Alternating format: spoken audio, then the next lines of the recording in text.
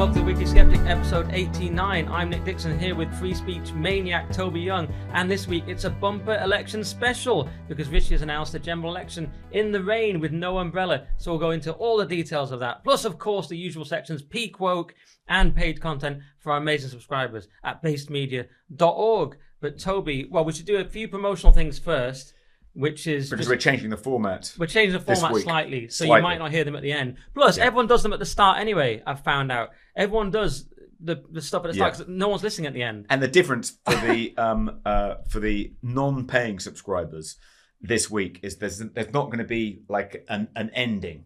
It's just going to fade out after about an hour, and if they want to hear the rest of it, they need to become premium subscribers. Whereas we had created this kind of self-contained episode for the free the free people, but that's going. We're slightly changing. We're trying putting the promotional stuff up front. I wasn't even going to tell them we were doing that, but you've told them, so whatever. But yeah, it's all very, very complicated. But the basic point is we're doing a promotion at the front, is when people tend to listen, and we're just going to say the usual. Go to nickdixon.net. I've got a brilliant new episode out of The Current Thing with Graham Linehan, and you can get the extra full episode on that. So nickdixon.net.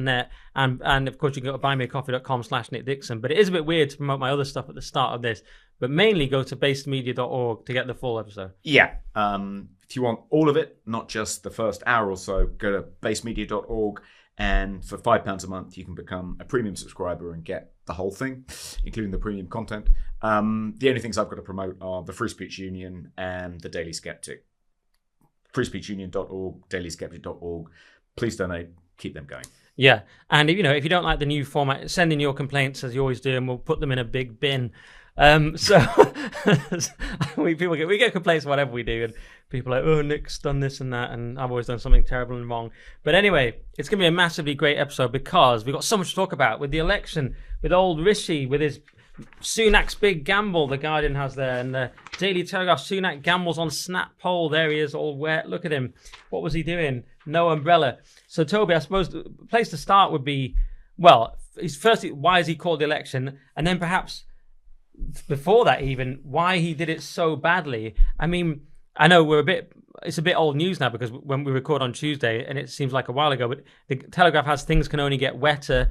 There were many such remarks. You had D. Ream singing quite loudly, and it sounded like Sunak was talking over the song. It was more like he was gate crashing D. Ream's party. And that was Steve Bray, wasn't it? Steve Bray. The veteran anti-Brexit protester, blasting the music, trying to drown out what Rishi was saying. And seemingly, they hadn't anticipated that. And the weird thing is that Downing Street has built this kind of state-of-the-art kind of press room precisely for these kinds of big announcements, and Rishi decided to not bother with that, but to go out into the pouring rain where he was drowned out by Steve Bray playing Things Can Only Get Better, setting every newspaper up for the headline Things Can Only Get Wetter. I mean, it was a PR disaster. It was like, we have the right vision for the baby, you ain't never gonna feel like... And as I'm saying, I can't remember what his speech was, but he's trying to talk about this is why the Conservatives are still, you ain't never gonna know. What does ain't never gonna know me, D-Ream? Come on, that's a double negative. I mean, sort yourself out. And by the way, another question is his name Derek Ream? Why is he called D-Ream? I have no idea. Technically, that's the band name. Guys, don't write in. That's the band. And of course, Brian Cox, the scientist guy, was the keyboard player. Is that right? Yeah, okay. yeah. Right. That was D-Ream. Right. But apparently Labour are looking for a new song now to be their new song for boring Starmer. Something more boring. Yeah. Like things will be stable and similar, but better, but not like the Tories, but stable. Yeah. And socialist, but not too socialist. Or what about Love Is All Around? Maybe. We should have thought of this. Yeah, what would be his song? What should be Starmer's song? Yeah, people can write in and suggest one. I might think of one as the show goes on. I'll have a think about that. Yeah. Blue Monday. So anyway, he did this speech. He was overshadowed by D-Ream, by Steve Bray playing it, who has a £6 million flat and is funded by we don't know who. We don't get sued, but he lives in this flat doing F all. So who is funding? Who funds you, Steve? It's that perennial question. We should go and doorstep him. We should doorstep the street with a microphone. With a mic, yeah. Steve Bray, anything to say about that? Yeah, he's so obnoxious and awful. And I said on Twitter, he just relies on this idea that just having a certain view makes you moral, no matter 100% of your behaviour can contradict that. You're just being an arsehole to people in the street. Yeah. It's like, but I believe in the customs union, guys, so basically a great guy. It's like, no, you're an absolute wanker. But DV is terribly done. Now, what's the reason, Toby, for that strange decision? Something to do with, and I only semi-understand this, this is why we have you on the podcast, something to do with it was a party political announcement, so he wasn't a government announcement, so he wasn't allowed to be in certain rooms. It wasn't allowed to be official government business. That's something I heard. Okay, I guess that's possible. And I suppose there's, it's customary to kind of either announce general elections or announce your resignation from the podium in front of the number 10 doorway. And I think he said, to his advisors, he didn't want to look as though he was kind of hiding from the rain. He wasn't bothered by a little bit of rain. That would have been very un-British. He was just going to get out there and bravely kind of brave the elements to show what a fighter he is. He thought it would make him look like more of a scrapper if he was out there in the rain, unperturbed, grinding through. You can see on paper that makes sense, but in reality, the image, people just see a soggy Sunak. That's all they see. And but if it had a flunky holding an umbrella, that would have also backfired because he's known as like rich and out of touch. Yeah. What about him holding an umbrella himself? Would that be too pansy? Maybe he could have done that. Some sort of giant canopy, Yeah. some sort of large umbrella that we don't even see the person holding it. It's just a large umbrella. I don't know. I mean, some sort of temporary. It would have been too hard to put up some sort of temporary tent-like structure. Would have been a gazebo outside Downing Street. Yeah, I mean, it was tricky. I don't know what else he could have done. Yeah, do it inside. And then Starmer did it inside, didn't he, with two flags next to him. I'm dry. I have the flag. I am the future of Britain. Look how dry I am. Yeah, it's just Starmer. That's the new bar. Starmer by just being kind of neither bad nor good, but just being his usual boring, neutral self, is winning by a landslide already because everything. But we can get onto this in a minute. But so far, Sunak hasn't had it's all going election. wrong. As you could see, I'm absolutely dry. Therefore, vote for me. I mean, that's the new bar. There's no songs playing, and that's why we're the only choice for Britain. That's why we're winning. Yeah. So why did he call it now? Yes. So I guess a lot of theories. I can rattle through some of the supposed reasons. One was that there was good economic news announced that day. Inflation down to 2.3%, and they're anticipating a rate cut from the Bank of England, I think on June 20th during the general election campaign. So we thought, well, there's good economic news and it might not continue to be good. It might actually get worse over the course of the summer. So better capitalize on that now. I think he was worried about being made to look a fool by trying to deport someone to Rwanda only for the deportation to be successfully challenged in the Supreme Court, which he claimed wasn't possible because he'd worded the Rwanda bill so carefully. Didn't go further than he thought he needed to, and that was a big discussion, and he was criticised by Jenrick and Braverman and others for not going further and making the bill absolutely watertight to shut off the possibility of any legal challenge. He said, no, we can thread the needle. We don't have to do that. This bill is perfectly worded, and so had he been successfully challenged in the Supreme Court and the deportation had been delayed, it would have looked very foolish and that would have undermined his authority. Didn't want to risk that, and there aren't going to be any more deportations now because we're in Purdah and the Home Office can't do something as political as that. So he doesn't have to suffer that humiliation. And I think the big reason was he thought, I'll take my enemies by surprise. I'll spring a surprise on Starmer. I'll spring a surprise on the Reform Party, particularly Nigel Farage, and that will give me a head start. The problem is, not only did he surprise Starmer and Farage, he surprised his own party. He surprised his cabinet, he surprised his ministers, he surprised every member of the Parliamentary Conservative Party, and some of them are pretty angry about it. I mean, best example yet, but there'll be a few more, I'm sure. Well, there's Lucy Allen, we might come on to, recommending that people vote for reform in her constituency, and Steve Baker, who he says he's gone off on holiday. Even though he's fighting a kind of wafer-thin marginal, Wickham, his majority's under 5,000, he's gone off for a 7-day holiday with his family in Greece. And he says, well, Rishi said, a few days before calling the election, it's okay, guys, I'm not going to call a summer election. You can book your summer holidays now. And so he's thinking, I'm not going to cancel my summer holiday with my family. I've been planning it for months, or at least I bought it after anyway. So it doesn't look good. Sounds like Rishi is someone who takes surprise very seriously. Like booking he's a surprise party. He's organising it for someone's birthday. And he's like, you can't tell him, and he takes it really seriously. He's like, I'm not going to tell my own MPs. I'm not going to tell Steve Baker. I'm not going to tell anyone. This is it's a proper surprise, guys. You probably knew as well that everything gets leaked now. So if you tell a single person, it'll all get leaked. Yeah. So he just had to make it a surprise to everyone. Yeah. His wife, Steve Baker, most of the party. Yeah. No one, maybe that's why it was wet, because he didn't even plan it. He's like, we're going outside right now. What? I'm announcing an election, but it's raining. Yeah, and that's the last thing they'll be suspecting. When he told his cabinet the day before, I mean, it was a complete surprise to them, and they were pissed off, not just because they were completely ambushed by this announcement, but because when he told them, he also told them he'd already been to see King Charles, so it was too late for them to object. He didn't want a discussion about it. It was a total fait accompli. So it was as though he had placed no value on their political advice. He decided to do it, and there was no gainsaying it. Maybe we should do the Farage bit here. Then we can do the Muslim bit later. But the fact that he was wrong-footed was interesting. He admitted on GB, he said he was wrong-footed. Now maybe he's just saying he was wrong-footed because he didn't really want to run anyway. But it seemed to me, if we take him at face value, he's saying, okay, I don't really have time now to run as a candidate. Maybe it's just simply he left it too late. I mean, Farage's been saying for a while, I've got a big decision to make. I'm thinking about it. I'm genuinely haven't decided yet. And he, all that kind of thing.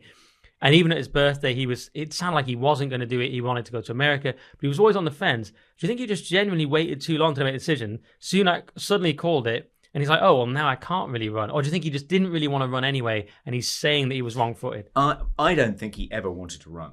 I think he was always planning to focus on America, and he more or less said that when he said he wouldn't be running. He said, elections in America, very important election, it's a global election, more influential than the British election. It's like not a particularly patriotic thing to say, and he was criticised for that, prioritising the US presidential over our general. But I think Rishi and his team are claiming a great victory, because Farage isn't going to run, he's not going to come back, he's not going to be the leader of the Reform Party, and therefore they're going to lose less votes to Reform. But I think it's a pretty minor victory, if it's a victory at all, because I don't think Farage was ever really intended to run, and actually, in some ways, you could say it's a self-own from Rishi, because given that he was never going to run, it's actually easier for Farage to involve himself in the campaign, hold press conferences, go on the campaign circuit with Richard Tyson and others now than it would be in November, when he's got to be in America to kind of capitalise on his links to Trump. So he can just cause him various damage. I mean, he's already challenging Rishi to an immigration debate,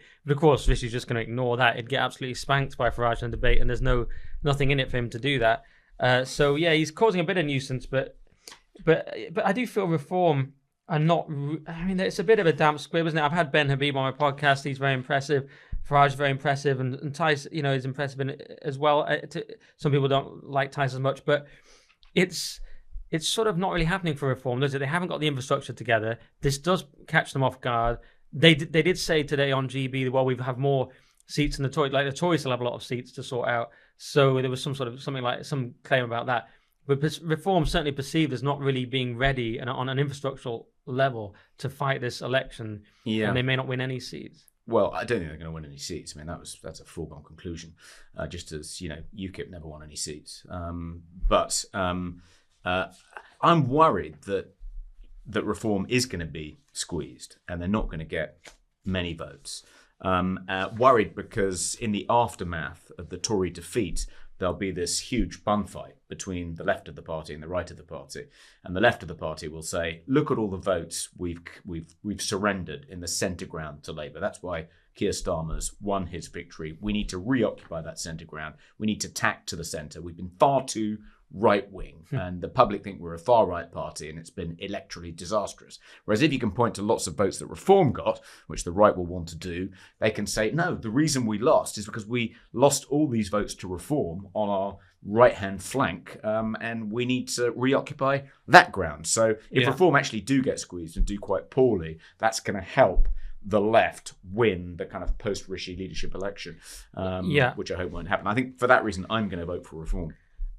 That's interesting. I mean, even though I had considered it for the same reason. I hated when they capitulated to Hope Not Hate, who were obviously awful, and I hated that, and so I thought, well, I can't vote for Reform anymore. But I did consider, and I spoke to Ben. I was like, let's see what Ben says, and I considered tactically voting for them in the way you're saying, simply to send the message to the Tories. They're never going to win in my area anyway. Tories are never going to win in my area. Labour are going to win in a crushing majority in my area, as they did even last time. So imagine how crushing it's going to be this time. And occasionally in the past, Lib Dems have won. So they're all protest votes anyway. I voted for the Christian People's Alliance for this reason. I agreed with their policies, and I was like, yeah, why not? I'm not going to win anyway. And they got like 200 votes, and Labour got like 60,000 or something, 80,000. So But a reform vote, I've thought for a long time, does simply send the message to the Tories: you just need to be more conservative and right.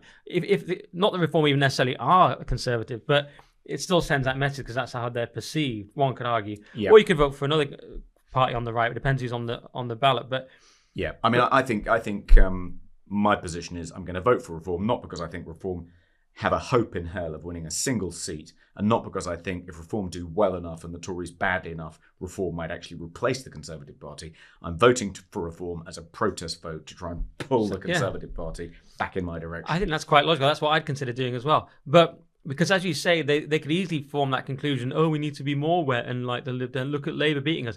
But actually, that would be the wrong conclusion because, in my estimation, it's not based on them not being left-wing enough, the Tories. The hatred of the Tories is based on competence largely. And if you look at the three issues that most people have, it seems to be immigration, cost of living, and the NHS. So really what they're saying the NHS waiting list, which is not really a left or right issue. It's more of a competence issue. It's a post-lockdown issue. You could argue there needs to be more reform, which is slightly to the right. I mean, even Wes Streeting is writing these scathing pieces about the NHS. Yeah. So you could argue that's not about tacking to the left. Immigration definitely isn't. And then cost of living isn't either. That's just economic management. So it'd be the wrong conclusion to draw, I think, if all these wets like Penny Mordaunt get together and say, obviously we need to be more wet. Yeah. Don't you think that'd be completely wrong? Totally wrong. Yeah. Even if reform don't get many votes, totally wrong. Yeah. On immigration, the public want a government to grasp the nettle. They want, I mean, by an overwhelming majority, want the net migration, inward net migration figure to be reduced. So having a seemingly robust policy on that, the Rwanda policy, even though it's not very robust, is not going to be the reason the Tories don't do well in this election. It's because they haven't done enough, not because they were threatening to do too much. Yeah. And even Labour on that have been very weak. They've said, oh, we'll get it down to a couple of 100,000 that it should be. Vague and still far too many. So Starmer's getting away with being very weak on immigration because the Tories are so bad. He's getting away with that. And because he's also going to win Scotland, which maybe we go into at some point. But on reform, should we quickly mention, I don't have it in front of me, but it's Lucy Allen, who decided to endorse the reform candidate, Alan Adams, just to be slightly confusing. You don't see that every day, do you? She was a Telford candidate and she's stepping down, and I'm supporting Alan Adams to be Telford's next MP. And she even put a link to his campaign. I mean, that's unorthodox. That's unusual, yeah. At least it's a refreshing alternative to simply defecting to the Labour Party if you're a kind of resigning Tory MP like Natalie Elphicke. Yeah. But yeah, not great for Rishi. I mean, all these Conservative candidates, incumbent Conservatives are stepping down, creating all these vacancies. I mean, James Cleverly was trying to reassure an interview on one of the Sunday shows in which he said, oh no, it's all right. We've selected at least 3/4 of the candidates we need to select. Well, that leaves 150. And to have kind of 150 plus and to have not selected 150 plus at this point is potentially catastrophic. They've got until June the 7th to fill all those positions, to find all those candidates. But, you're parachuted into a constituency, a month before a general election. You've had no opportunity to raise money. You've had no opportunity to campaign. It's like a recipe for disaster. Yeah, that's madness. That seems like basic organizational madness. But then again, they're incompetent. So what would you expect? Well, that's true. And it seems to underline the incompetence message is that Rishi's been completely incompetent about the timing of this election, the preparation of this election, the announcement. Yeah. I mean, and apparently about 70. I don't know what your number is. Last I checked, it was 78 had stepped down. It's something in that region. It was over 76. Another cell phone is that yes, he may have wrong-footed Nigel Farage, but he also wrong-footed Boris Johnson. It could have been quite an important electoral asset in this campaign, particularly in the red wall seats. It turned out he'd booked a family holiday. He's also got all these speaking engagements. We know how much he gets paid per engagement, upwards of 100 grand. He's not going to cancel them. So he's going to be out of the country for most of the campaign. So that's hardly ideal, is it? Do you think Boris would help Rishi after all the... I think he might. The whole stabbing in the back, stealing his job I think he could have been induced to help him. There could have been a negotiation. He could have, if he'd done some pitch rolling and proper preparation, maybe. But he sprung it on Boris along with everyone else. And so Boris clearly wasn't ready, and he's not going to be here. An odd one, isn't it? But Rishi's made many odd political decisions. One could be forgiven for thinking he doesn't really know anything about politics. But the other big one is that old Michael Gove is going to stand down. I mean, he talked about the toll office can take, which I do take very seriously, because you have to remember the man that killed Sir David Amess was stalking Michael Gove's house, planning to get him first until he decided it was too complicated and he switched to Ames. So there is a real toll. I mean, imagine what that does to you. And he's never talked about that, Gove, but it must have been horrific. So, and he was mobbed when he came out of Victoria Station. Oh, yeah. It was like a couple of months ago because of his position on the Gaza-Israel conflict by pro-Palestinian protesters. Yeah. That must have been pretty unpleasant. And his legacy is quite complicated, isn't it? Because he's a complicated figure, and he's known a bit to be a bit Machiavellian, or as Jacob Rees-Mogg would say, I think Michael enjoys the gossip, the sort of back and forth, the gossip of Westminster. And I think even he would admit that. I don't even think he used the word gossip, but he enjoyed the kind of, he said in the nicest possible terms, he enjoys the kind of, Machiavellian aspect would be the nicest, yeah. would be a less nice way of putting it. But I think you'd probably say he did some good things in education. What surprised me about his statement was when he said, maybe this is nitpicking, I've tried to fight for greater social justice. I thought it was such a weird term. This is the kid who was at 16 years old subscribing in Aberdeen, the only person in Aberdeen subscribing to the Salisbury Review from the late Sir Roger Scruton. Scruton was incredibly critical of social justice. It's a leftist idea that is tied to the zero-sum thinking and politics of resentment of the left, as opposed to natural justice, which a conservative like Scruton would advocate. But so I thought it was a very strange phrase. All this kind of left-wing thinking has crept into the Tories. Then again, if you look at what he meant, he pretty much just meant meritocracy. So maybe I'm nitpicking, but he put this letter out. What did you think? I think he's. I mean, one of the kind of consistent themes of his political career has been a passion for social mobility, for helping working class kids secure opportunities, do better, and that's partly because he himself came from a very deprived background, was adopted, won a scholarship to a private school in Aberdeen, etc. But I think that was part of what underpinned his education reforms. He wanted to create more opportunities for kids from underprivileged backgrounds, thought they were being failed by the existing state education system. I think that partly informed his reign when he was the Justice Minister, concerned about prisons, wanted to do more for prisoners, for prisoner rehabilitation, prisoner education. He's now the Levelling Up Secretary, and that's been an important kind of mission for him too. So I think I once described him in The Spectator as the best leader Labour never had. I think in some ways he would have made a great kind of campaigning, mission-driven, social justice obsessed kind of leader of the Labour Party. But as you say, he's always kind of proves in my other point. respect been quite right wing. Sort of proves my point that he's a bit of a lefty in some ways. I mean, the Conservative is very confused these days. I mean, although he was a big fan of Scruton, do they actually follow Conservative principle? Does anyone in the Tories know what conservatism is? It's a good question. He describes himself as a Whig rather than a Tory. Oh, okay. So he's from that tradition within the current Conservative Party. Daniel Hannan or someone. Yeah, yeah. And you put out, actually, I'm just recalling now, a fairly generous tweet about him. He's your old mate. And then people were just slamming you in the replies saying, what about lockdowns, Toby? You've forgotten. I haven't forgotten the lockdowns. Obviously, we very much disagreed about that policy, but we haven't fallen out over it. I think he got that completely wrong, and I think perhaps his kind of authoritarian impulses got the better of him. But I think in most other respects, I mean, no politician has an unblemished record. You're never going to agree with everything they do, and admittedly, that was a pretty big one, pretty big point of departure because of a virus. But destroy the economy, destroying kids' education. Yeah, but I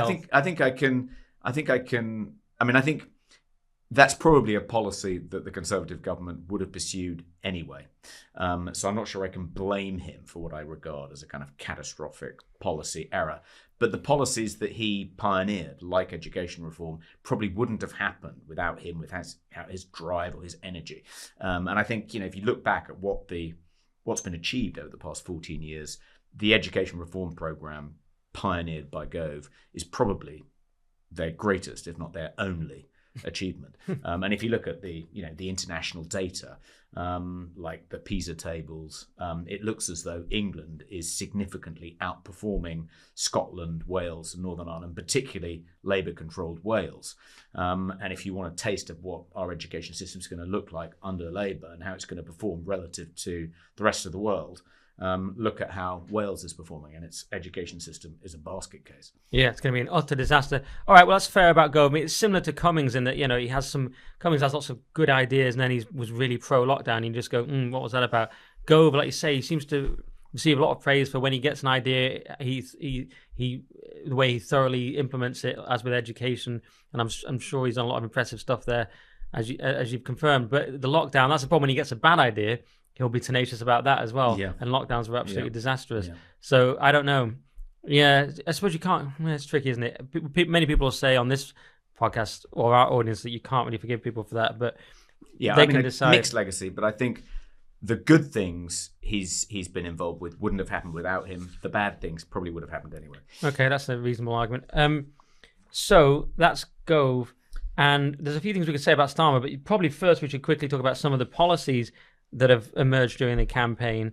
I mean, there's been the general cock-ups of the campaign, which we've touched on a little bit. The Titanic was another one, visiting the Titanic, whatever it was. The Titanic Quarter in Belfast, Again, a gift to the headline writers, sinking campaign, etc. Especially when you've just done a soggy announcement, soaked. It's just like everything about your campaign is to do with drowning and sinking and being wet. I mean, it's terrible. And then there was the gaffe when he was in the Welsh pub and he was trying to make conversation in what he thought was a kind of relatable way with these kind of ordinary Welshmen, and he said, "So you're looking forward to the Euros, looking forward to football?" Yeah. Like, and we're not in it, mate. No, they narrowly missed qualifying, so they don't want to talk about that. No. And there's a picture of him doing a sort of Cruyff turn. Simon Evans was talking about last night. There's a picture on one of the papers. He said it was a Cruyff turn. This is one area where he's struggling to compete, because Starmer is known to actually be really good at football and incredibly competitive, which makes total sense. Because when I play with the people who I play with from the kind of extended blob, they're all Starmer. All but about one of them are Starmer freaks. Obsessed, definitely would vote for Starmer in a heartbeat. They're all incredibly competitive as well, but seeming really mild, and like you're not even allowed to celebrate a goal. You've got to be like the most mild, nice middle-class guy just helping out. They're all nice people, but then they have a streak of like, I got my head cut open in one game. I mean, it gets pretty tough, and usually I'm not involved, but it's usually one or two of them get involved, and there's always the same people. But you see the real version of them come out, and you realize, this is how they got to quite a high position in wherever they are, whether it's Bank of England or the BBC or whatever, and you sort of see the real. I think that's a type. It's the Remainer, the mild-mannered Remainer middle-class type, who in a certain context will show you the real aggression that lies just below the surface. Right. I'm probably the opposite. I probably seem more so. I'm probably seem like an arsehole just because of all my opinions that are all naughty, bad opinions. Then I'm actually a very mild-mannered underneath. I don't know.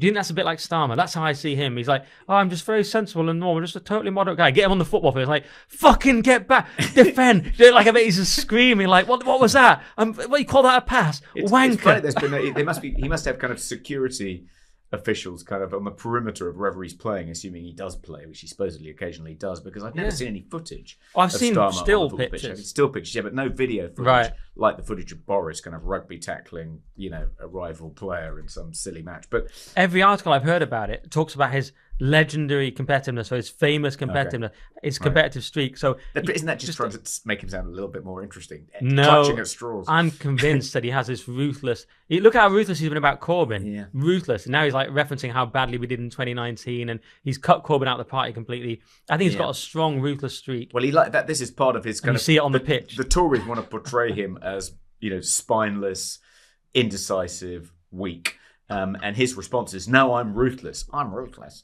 Yeah. And he actually said that, I think, in an interview on the BBC or in the Telegraph earlier, like last week. He described himself as having a ruthless streak. I'm a ruthless man. He's desperate to appear ruthless. Well, I'm quite worried that he is ruthless. I mean, look at this piece in the Telegraph. I'm a socialist who will put country before party. That was weird. I mean, it's like he's confusing socialism with patriotism. What's putting country before party got to do with socialism? That's a great point. It's the complete opposite. Yeah, they don't believe in nationalism, do they, generally? Or you do get national socialists. Is that what he meant? That didn't go so well. Yeah, he's a national socialist, I guess. But no, he's putting the country first. Yeah, he must be a national socialist then. What was just sticking for a second with football? Yeah. Do you think the analogy applies here that in 2019 it was kind of like in footballing terms, watching Boris campaign, seeing the Tory campaign, Dominic Cummings behind the scenes masterminding it. It was like the Tories were a Premier League team up against a Conference League team in the form of Corbyn and Corbyn's Labour Party. So it was no contest. Boris won hands down. It was humiliating defeat for Labour. This one feels more like a kind of, I want to say, a championship match in which neither side is particularly good. You're not expecting anyone to do anything brilliant. There's not going to be any kind of moment of kind of magic. It's rather whoever makes a bigger mistake is going to end up losing and gifting it to the opposing team. Yeah, more like the unforced errors in tennis, to use a different sporting analogy. Okay. It's all about the minimizing unforced errors. And Sunak's already made a series of unforced errors, hasn't he? That's the big thing. Hasn't Starmer's whole campaign since long before the election was announced just been what Peter Hitchens called, don't drop the Ming vase? Yes. That's always what he's trying to do. Whereas Rishi's come out juggling Ming vases. Saying, look at me, I'm a showman. Yeah. But I mean, what about this piece when he said, he talks about being a socialist, which he's admitting here. And as, again, Hitchens always likes to say, he's a Pabloite, which I research and no one talks about. It's a breakaway group from Trotskyism. He did, as it says in this piece, edit Socialist Alternatives, which was this magazine associated with that movement. This is a radical left-wing movement. And the question with Starmer and such types is always, how far have they abandoned their previous views for power, and how far do they secretly nurture them? Or can you even separate them? Because perhaps the whole left-wing project, as it's been in the last few decades, is about achieving power to stealthily impose your views, which the Blairite revolution is the perfect example of. So is Starmer going to be the next level in the stealth leftist revolution? And some of the things he says makes me think he will be. He says, I believe that in order to change, you've got to do fundamental change and shift power and wealth. And I think that we need to do things more radically than we had envisaged in the past. More radically than Blair. I mean, Blair was incredibly radical, sort of semi in secret. Imagine how radical Starmer could be. What's interesting about this is that Starmer clearly doesn't see his socialist past as being any kind of handicap in this election. He's not worried that the Tories are going to bring this up. They're going to accuse him of being a Pabloite and say, the old Tony Blair thing. They're not going to. That's not clearly. He doesn't think that's going to be an attack line that the Tories are going to use, so he doesn't need to worry about that. And it doesn't seem like it is an attack line the Tories are going to use, which is kind of surprising. Why don't they say, he's trying to present himself as a moderate, but actually he's got these various radical policies. I mean, they're kind of being critical about what he's likely to do nothing on, migration. But the attack line so far seems to be he's really old. They're trying to kind of, hopeless attempt to kind of emulate Trump, describing him as sleepy Starmer, because he's 61. But, as a 60-year-old, I slightly resent the fact that they're trying to depict him as being well past it and lacking Rishi's kind of Energizer Bunny kind of energy because he's 61. And he doesn't seem old at all. I mean, it is surprising that he's that old because he's got the thick hair, which is lucky. But to me, he seems about 50 maybe or less. So, and that's why I still think he can play football. Be right, maybe he's a bit 61. Bit old for football. It seems it's not. It's a bad attack feel line. Like a blow that's going to land. But clearly they've decided that rather than boring, they want to try and portray him as weak, as bland, as indecisive. And that's why he's not the man to kind of protect Britain from its enemies as we enter this kind of treacherous period in kind of geopolitics. That seems to be the attack line they've decided on. And so they don't want to try and say, if you elect him, he's going to do all these dreadful things, because that makes him look quite strong and decisive.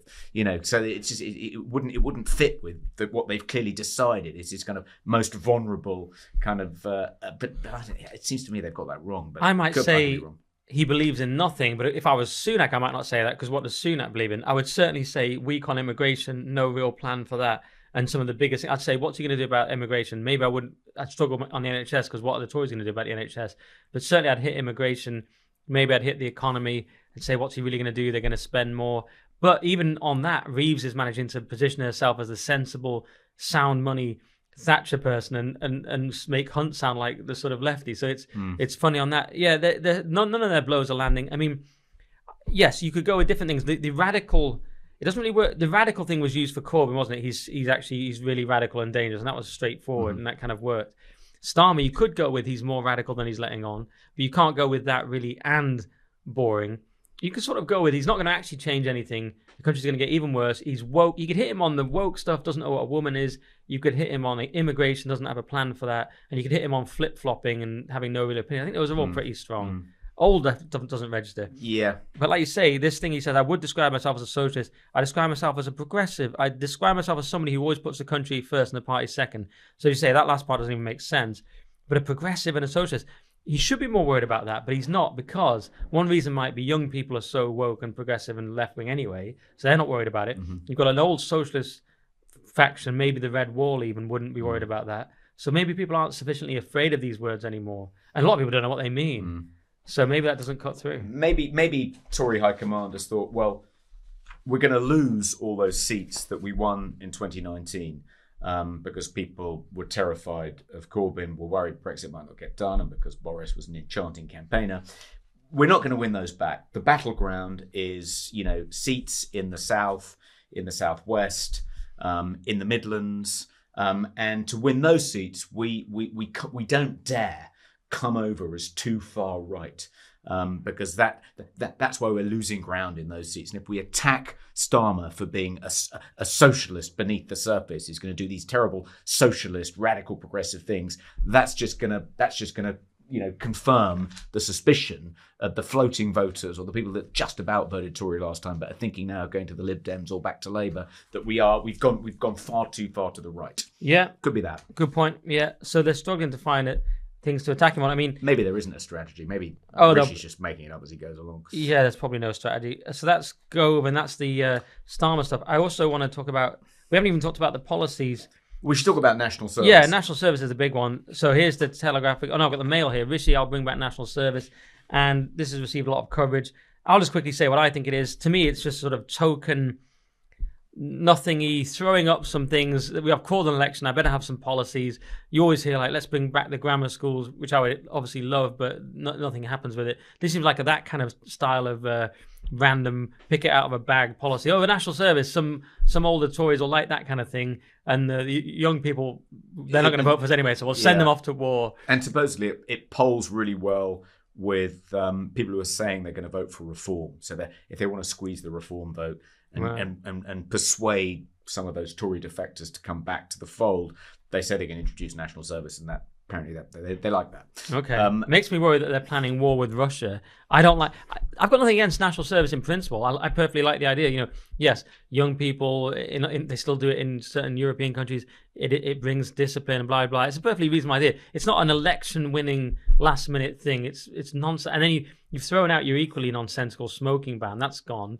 That was silly anyway. This is silly. This is silliness to me. I just want to hear immigration, economy, NHS. That's what will win. I think one of the problems with throwing this, such a big policy out there in, the first week of an election campaign, he's done no pitch rolling. None of his kind of ministers have been warned about this, which is why Steve Baker has actually said, no, I don't think this is a good idea. I wasn't consulted about this. This isn't the way to make policy. A defence minister, Andrew Murison, assured a Tory MP after the election had been called that national service wouldn't be introduced in any form. That was the day after the election had been called. So right. that makes the party look kind of chaotic. Admiral Alan West, a former chief of staff of the Navy, said it was a bonkers idea. So he hasn't got the kind of top military brass on board. And when they're asked this question, apparently in the polling, national service, the idea of bringing back national service polls well, but making it mandatory doesn't poll well. Which is why they've kind of had real difficulty answering the question, well, is it going to be mandatory? What will be the penalty if young people don't want to do it? And they've tried to kind of fudge that by saying, well, they could either join one of the armed forces, but if they don't do that, they could volunteer, once every weekend, every month for 12 months. And it's like, well, would that be mandatory? And if it's mandatory, in what sense are they volunteering? Do you need to come up with another word? Because that kind of mandatory volunteering is kind of an oxymoron. Yeah. But it's not even clear that if you refused, to do the kind of community service every weekend, every month, would you be punished? There was some suggestion at one point, and this was clearly a fudge. They hadn't thought it through. It was like, well, you wouldn't be able to get a job in the public sector if you hadn't done your national service or some substitute for national service. Well, given that only British citizens will be eligible to do this national service, does that mean they're not going to employ anyone who isn't a British citizen in the public sector? And what's that going to do to the NHS? And how does that square with, immigration. So that seemed bonkers, and that's not the answer either. So they clearly haven't thought it through. They've sprung it on everybody. It feels like a gimmick, as you say. It also feels a bit kind of half-hearted when Labour condemn it. David Lammy proposed something almost identical in 2020 in his book Tribes. Gordon Brown, you said it was one of these off-the-shelf kind of go-to policies. And of course it is. Gordon Brown proposed it in the kind of closing years of his kind of premiership back in like the late 2000s. So Labour at various stages have kind of proposed it as well. David Cameron came up with something similar, the National Citizenship Service, which was actually introduced, been a bit of a damp squib. So it doesn't feel like a serious policy.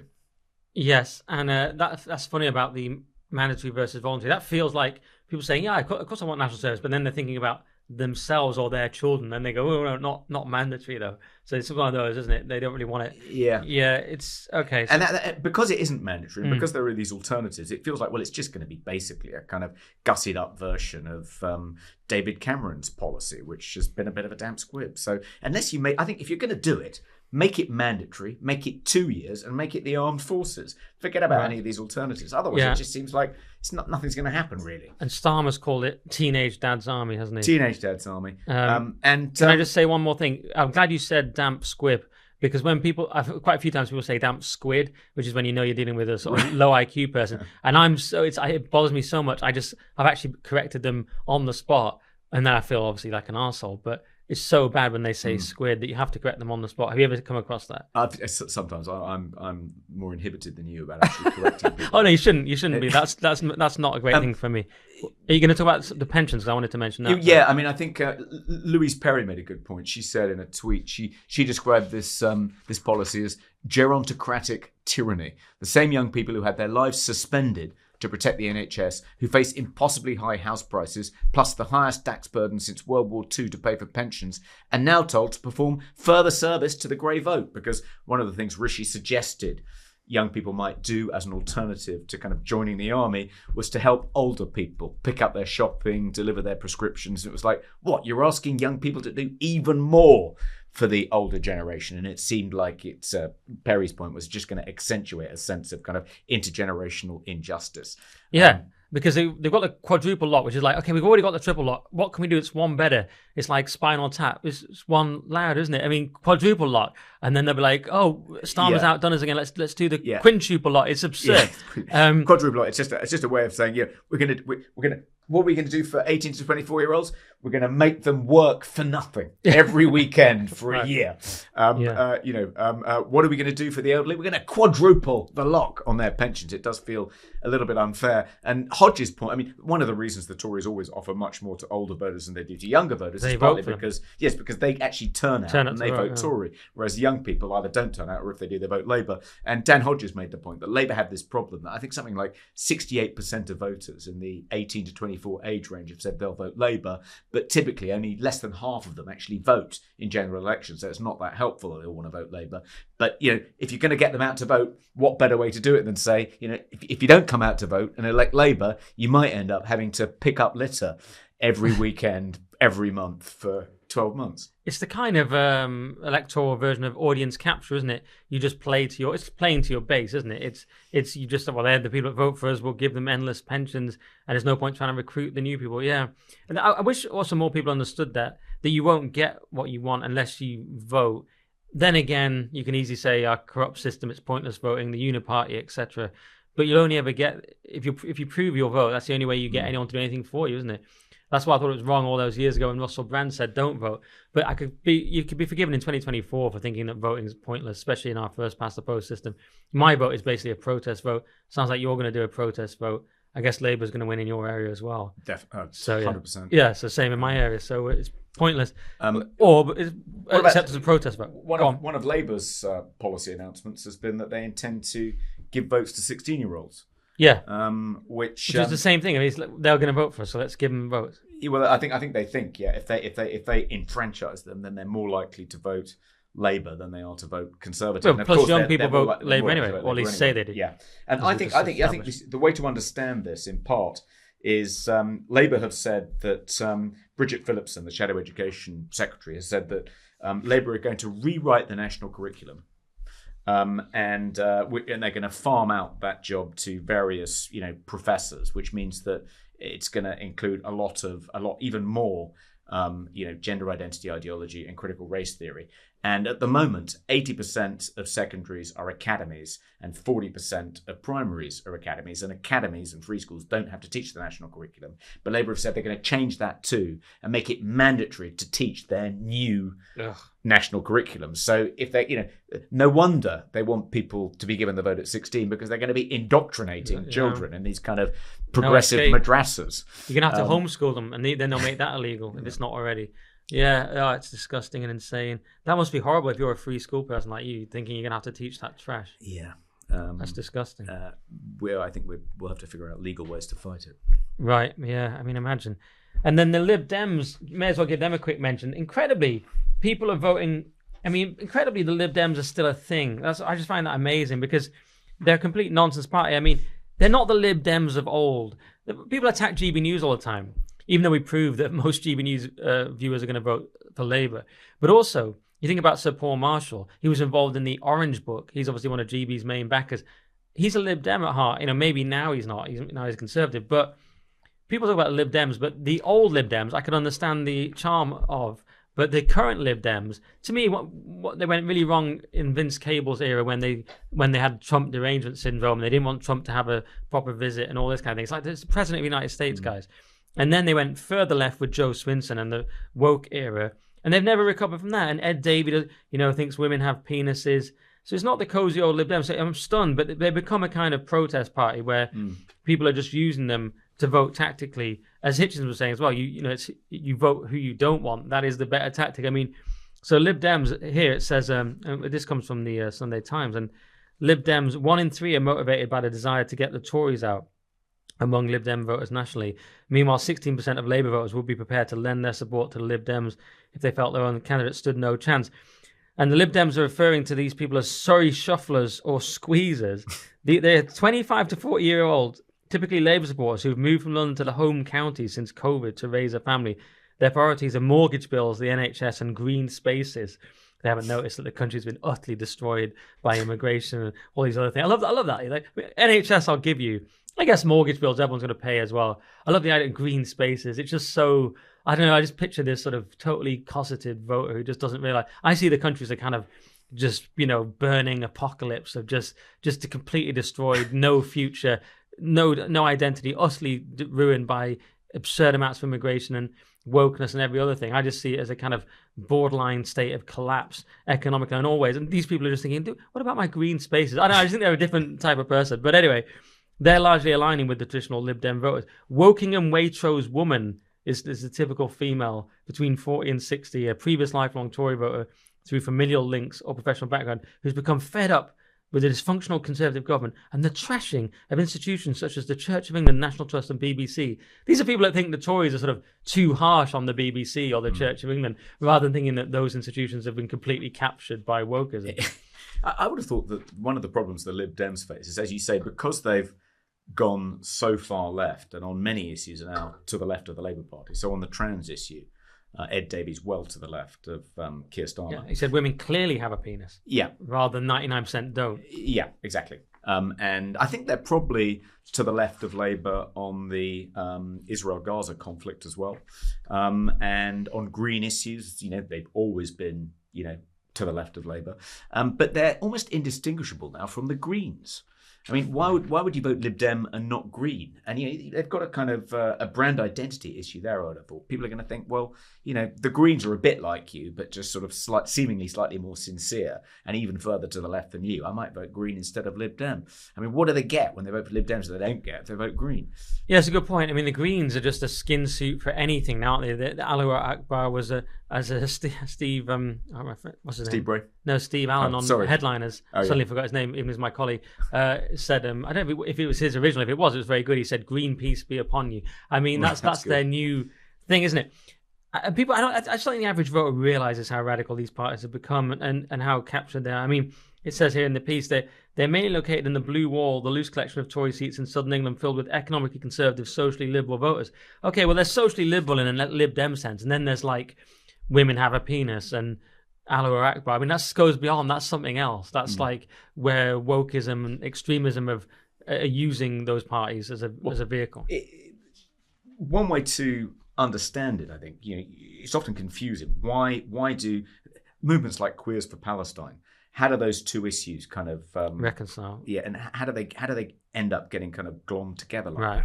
that? Yeah. And Louise Perry had quite a good explanation, which is that if you are kind of a social justice warrior, your primary concern, supposedly your moral concern, is for people who you regard as the most disadvantaged, the most marginalized, and that's how they kind of reconcile supposedly trying to champion the rights of the LGBT community. And the more marginalized you are in that community, the more deserving you are of their compassion and their support, as well as the Palestinians, who they see as also being marginalized. It's all about finding the most vulnerable, the apparently weakest group that's most in need of being saved and protected by them. And that seems to be the kind of guiding philosophy, not just of the Greens, which explains why you've got this kind of weird coalition between Islamists and LGBT activists, but also increasingly for the Labour Party and for the Lib Dems. That seems to be their kind of guiding philosophical political principle. Yeah. Is it just an entirely oppositional principle that says we hate the establishment, we hate the West, we hate Christianity, we hate the imperial past, we hate sort of capitalism, whatever it is, it's just always opposed to everything. And so that's how you end up with those, because Islam and because Muslims are seen as a minority or seen as against those things, they're to be welcome. But as are queers, so-called, or trans people, because they're all outsiders to the system. So it's just a philosophy that eats away and wants to always overturn and destroy that which exists, which is the kind of Western tradition, something like that. Is that what it is? Yeah. I mean, it's certainly shot through with this kind of anti-capitalist sentiment, a kind of resentment of Britain's history and heritage, hatred of the establishment of our institutions, our way of life, and so on and so forth. And not just here, but in America too. Yeah, shocking. Although, Labour, I mean, nothing, they just can't be stopped at the moment. Even this piece in the Times, Labour wins backing of 120 business leaders. They're even being seen as, solid on the economy. This is JP Morgan, past and present executives, Heathrow, Aston Martin, JD Sports, Iceland, WPP, who's an advertising giant. And it was similar to the story of Rachel Reeves saying that Starmer was reckless on his 64 billion tax cut pledges, saying they're unfunded, using the Liz Truss sort of talking points, unfunded tax cuts. And it's incredible that they're even seeing, there was that former Bullingdon Boots CEO the other day, maybe one of your mates, saying that he was backing Labour. Sebastian James. Yeah, so they're even seen now as the party of, they've been lobbying for this for years, it says in the piece, Starmer anyway, to get them to do this, but they're seen now as the safe party for business, incredibly, even though they've not done anything. Yeah. And it seems unlikely, but... Yeah. I think it's just, maybe Sebastian James sincerely believes that Labour will be better for business, better for the economy. But it feels like, people opportunistically kind of switching sides because, they've decided that Labour's going to be in power and they want to be close to power because they're going to be asking them for favours in due course. Yeah. Okay, we've done quite a decent chunk already. I suggest we do our advert, Toby, and then we do the Farage story, which is very interesting as well, which is he's in trouble for comments about Muslims. And there's also a BBC thing to talk about. But why don't we quickly do our advert? Okay. So this is a personal note from Thor. What do a depressed junior doctor who's failed his professional consultant exams 5 times, a 17-year-old student referred by a medical charity for clinical level anxiety, and a technology CEO with a fear of public speaking all have in common? They're all people I was delighted to coach to confident career wins, says Thor. The doc passed on her next attempt and has been a well-regarded consultant radiologist for 3 years now. Exams, not professional skills, were her issue. The school pupil is now a primary school teacher, 2 years in, post-training, enjoying her job and loved by her pupils, having delivered confidently at a panel interview against 8-to-1 application odds. And the CEO said, Thor, you turned my phobia into confidence. My speech went amazingly. People laughed at my jokes, asked questions, and I was invited to speak at another event. Thank you, Thor. No matter how tough your situation currently feels, I would like to help you now. WhatsApp me in confidence to discuss how we can fix your problem together on 07906 321 593. And he also works with international clients, so that's +44 7906 321 593, or you can find Thor on LinkedIn at linkedin.com/in/Thorholt. All right, thank you to Thor, as ever. So this is not really an election story, but it's another big story, and it involves Farage, so it's sort of tied to it, but it's because he's out campaigning and saying things in his capacity as a Reform chairman or whatever his official title is. It all kicked off between Farage and Trevor Phillips, and he was making the case, you can probably explain it better, but he was talking about the number of Muslims that actually have views that are kind of anti-Western, anti-British values, and it was the usual uproar, you're not allowed to say this, you're an evil, terrible, racist person. And even though it was then later found that Trevor Phillips had said some probably more hardline things on the very same issue in the past, but it was very much treated in this usual way, you're not allowed to say these things. I find it patronising. I'll give you my take, which is that why can't we just hear what Muslims think and find out how many of them do think these particular views, whether it's about gay people or whatever it's about? And I think that's the less patronising thing, because they don't. And obviously, anyone expressing a view thinks that view is reasonable. That's why they hold it. So why can't we just be honest about what they think? What the mainstream media do? All right, that is the end of the free podcast for this week. But don't worry, there's still loads more podcasts. If you go to basedmedia.org and sign up for just £5 a month, that's the price of a pint in London or a posh coffee with loads of soy that you don't need. So basedmedia.org for the whole podcast, and you get Peak Woke, Base Department, all these great sections, and you help us keep going, pay all our staff, keep the lights on, keep this brilliant production going at basedmedia.org, and it's just £5. Thank you very much for the support, and we'll see you there.